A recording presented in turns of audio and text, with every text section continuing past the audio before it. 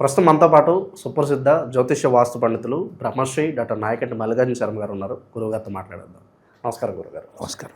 జనవరి మాసం 2026 ధనుసు రాశి వారి పరిస్థితి ఏంటి, ఎలా ఉండబోతుంది గురుగారు? తప్పకుండా. ఓం శ్రీ గురుభ్యో నమః. ఓం శ్రీ మాతృ నమః. ధనస్సు రాశి, సహజంగా ధనస్సు రాశికి ఏంటంటే రాశ్యాధిపతి గురువు. అంటే ఎన్నో ధనుర్బాణాలు వేసైనా సరే ఆ పని చేయాలి, శక్తియుక్తుల్ని కాపాడుకోవాలి, ఎలా అయినా సరే పై మెట్టుకు సాధించాలని ధనస్సు మీనరాశుల వాళ్ళ యొక్క ఆలోచనలు అలా ఉంటాయి. అంటే మీనరాశికి కూడా అధిపతి గురువే. అంటే ఎట్టి పరిస్థితిలో జీవితాన్ని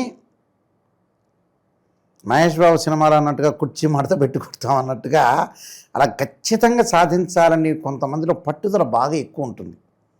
అంటే అది విజయం సాధించే వరకు వాళ్ళు నిద్రపోరు. సరే, మంచి యాంబిషనే అది. ఏదైతే ఒక ఎయిమ్, ఒక గోలు, ఒక యాంబిషన్ అనేది ఏదైతే ఉంటుందో అది చేసుకోవటంలో తప్పు లేదు. ఏదో ఒకటి ఒక విజయాన్ని సాధించాలంటే ఏమిటంటే అది చిన్న వయసు దగ్గర నుంచి కూడా కొంతమందికి వస్తూ ఉంటుంది. అది ఏదో ఉంటుంది, తర్వాత మళ్ళీ మారిపోతుంటారు. అంటే చిన్న వయసులో ఒక అబ్బాయిని మనం అడిగామనుకుంటు, ఉదాహరణకి నువ్వు డాక్టర్ అవుతావు, ఇంజనీర్ అవుతావు, పోలీస్ డిపార్ట్మెంట్ లెక్చరర్ అవుతావు అంటే మళ్ళీ వయసు పెరిగే కొద్దల్లో వాళ్ళలో మార్పులు వస్తూ ఉంటాయి. అంటే లక్ష్యం మారిపోతుంటుంది. అలాంటి వ్యవహారాలు చాలామంది ఉంటుంది. ఎగ్జాంపుల్, మా ఇంట్లోనే మన తెలంగాణ ఎక్సైజ్ మినిస్టర్ జూపల్లి కృష్ణారావు గారు మా అబ్బాయిని అడిగారు, ఏం చదువుతాను నాన్న అని. అనగానే పోలీస్ డిపార్ట్మెంట్ అన్నాడు. ఇప్పుడు మా వాడు 10th క్లాస్కి వచ్చి మారిపోయింది, మళ్ళీ ఆ డిపార్ట్మెంట్ కాదు, వేరేది. రకరకాల మార్పులు ఉంటాయి. అలాగా మనిషి యొక్క మార్పులు సహజంగా జరుగుతూ ఉంటాయి నిజం చెప్పాలంటే. అయితే ఇప్పుడు అడిగినది, ఇప్పుడు ఎవరైతే మనం అబ్బాయిని అడుగుతామో అడిగిన తర్వాత పెద్దవాళ్ళైనా 40 ఏళ్ళకోసారి, 30 ఏళ్ళు, 20 ఏళ్ళు కొన్ని మార్పులు జరుగుతుంటాయి. మన ఇంట్లో మన పిల్లల్నే చిన్నప్పుడు ఒక రకంగా అనుకుంటారు, తర్వాత మళ్ళీ మారిపోతారు. 25 ఏళ్ళకి మారుతారు, 30 ఏళ్ళకి మారుతాడు. ఇదే జూపల్లి కృష్ణారావు గారు మినిస్టర్ గారు మా అబ్బాయిని అడిగినప్పుడు, ఆ మినిస్టర్ గారు మంచి క్లోజ్లేండి, అయితే మా నాన్నగారే గురువు గారు ఆయనకి. అయితే అలా మార్పులు జరుగుతుంటాయి. కొన్ని మార్పులు జరుగుతున్నప్పుడు ఎలా ఉంటుందనంటే, మా ఫ్యామిలీ కుటుంబంలో ఉండే మంత్రి గారులేండి, అంటే మా ఇంట్లో మా మెంబర్ అనుకుంటాం ఆయన సార్ని. అయితే మార్పు జరుగుతుంటుంది జీవితంలో. ధనుసు రాశి వాళ్ళకు కూడా బాగా ఎక్కువ మార్పులు జరుగుతుంటుంటాయి. అంటే ఒక రోజు ఉన్నది ఇంకో రోజు, ఇంకో రోజు ఉన్నది ఇంకో రోజు చేంజెస్ అవుతుంటుంది. కానీ లక్ష్యం మటుకు ఒకటిగానే ఉంటారు దిశలో. అంటే నేను ఏదో విజయాన్ని సాధించాలి, లైఫ్లో ముందుకు వెళ్ళాలి అనే పాయింట్ ఆలోచన చేసే వ్యక్తులు చాలామంది ఉంటారు ఇందులో. అయితే మంచి రాశి ధనుసు రాశి అంటే 10 మందిలో 6, 7 లక్ష్యాన్ని చేదుకునే వాళ్ళే ఎక్కువ మంది ఉంటారు.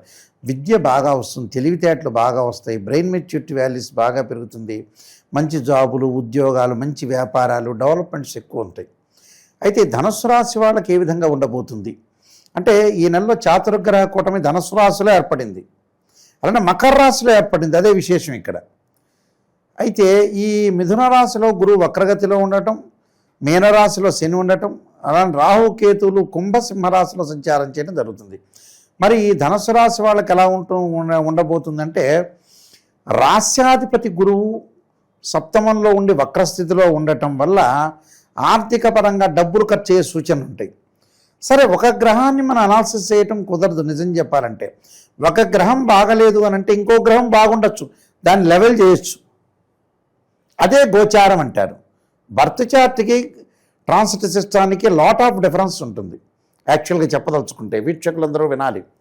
ఎంతకీ వాళ్ళు ధనుస్సు రాశి వాళ్ళకి నాయకంటి గారు చెప్పారు, ఇలా అదృష్టం పట్టబోతుంది అనగానే హైదరాబాద్లో ఉండే 5 లక్షల మంది, గుంటూరులో ఉండే 3 లక్షల మంది భావించొద్దండి. ఇది ఎంతో కృషి చేస్తే ఆవగిందంత అదృష్టం ఉండాలంటారు చూశారు సామెతలో. ఆవగిందంత అదృష్టమే గోచారం ఇక్కడ, అది గోచారం అంటారు. అందువల్ల బర్త్ చార్ట్కి దానికి తేడా ఉంటుంది.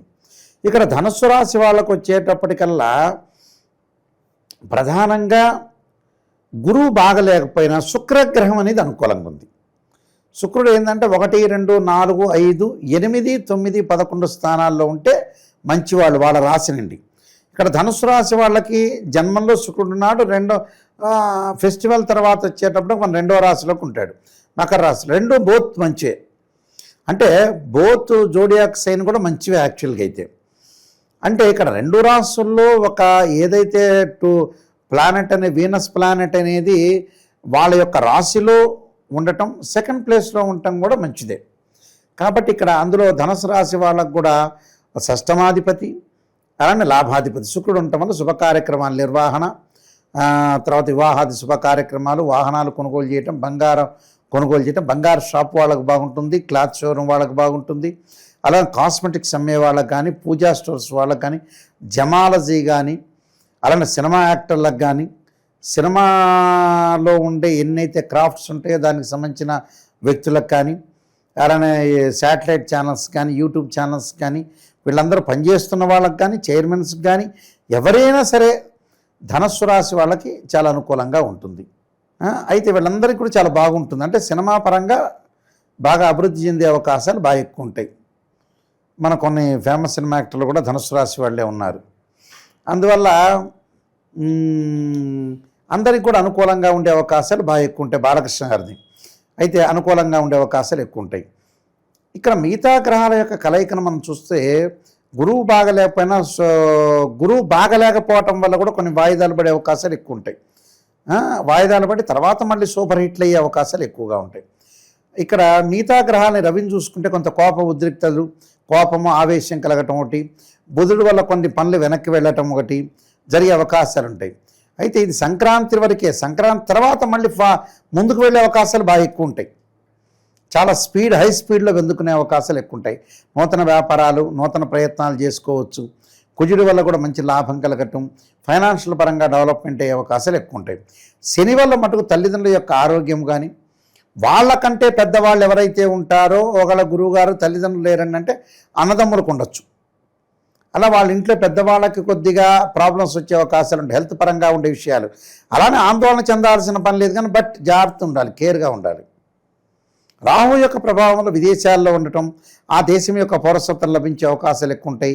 గ్రీన్ కార్డు హోల్డర్స్ అంటారు. అంటే మన దేశంలో ఉండే రేషన్ కార్డు వాళ్ళ దేశంలో గ్రీన్ కార్డు హోల్డర్స్ అంటారు. మొన్న మధ్యన మన రేవంత్ రెడ్డి గారు రేషన్ కార్డులు ఇచ్చారు. అయితే అలా రేషన్ కార్డు అంటే ఆ దేశం యొక్క పౌరసత్వం లభించే అవకాశాలు ఎక్కువ ఉంటాయి. కాబట్టి బాగానే ఉంటుంది. రాహు వల్ల మంచి లాభాలు కలిగే అవకాశాలు ఎక్కువ ఉంటాయి. కేతు వల్ల తీర్థయాత్రలు, పుణ్యక్షేత్రాలు తిరిగే అవకాశాలు ఉంటాయి. ఆధ్యాత్మిక జ్ఞానము, నిష్ణాతులు, ఎమినెంటైన వ్యక్తులతోటి కంజంక్షన్ కలిసే అవకాశాలు ఎక్కువ ఉంటాయి. అంటే లైఫ్ని ఎలా ఎన్హాన్స్ చేసుకోవాలి, ఎలా రికగ్నైజ్ చేసుకోవాలి, ఎలాంటి యాంబిషన్లో వెళ్ళాలి, ఎలాంటి ఎయిమ్లో వెళ్ళాలి, ఎవరితో వివాదాలు లేకుండా ఉండే అవకాశాలు ఎక్కువగా ఉంటాయి. టోటల్గా వీళ్ళకి ఎక్కువ శాతం పర్వాలేదు, బాగానే ఉంది అని చెప్పుకోవచ్చు. అయితే కొన్ని గ్రహాలు బాగలేకపోవటం, కొన్ని గ్రహాలు బాగుండటం, మిక్స్డ్ రిజల్ట్స్ వచ్చే అవకాశాలు ఎక్కువ ఉంటాయి. అందువల్ల కొన్ని పరిహారాలు చేసుకుని ముందుకు వెళ్ళాలి. ధనుసు రాశి వాళ్ళు విశేషంగా ఎటువంటి పరిహారాలు చేసుకుంటే బాగుంటుంది? వాళ్ళు తప్పకుండా చేయాల్సింది ఓం నమః శివాయ పంచాక్షరను, అలానే శివుడి యొక్క ఆరాధన. అంటే ద్వాదశ జ్యోతిర్లింగాలైన శ్రీశైలం, కాశీ ఇలాంటి క్షేత్రాన్ని సందర్శన చేయటం ఒకటి.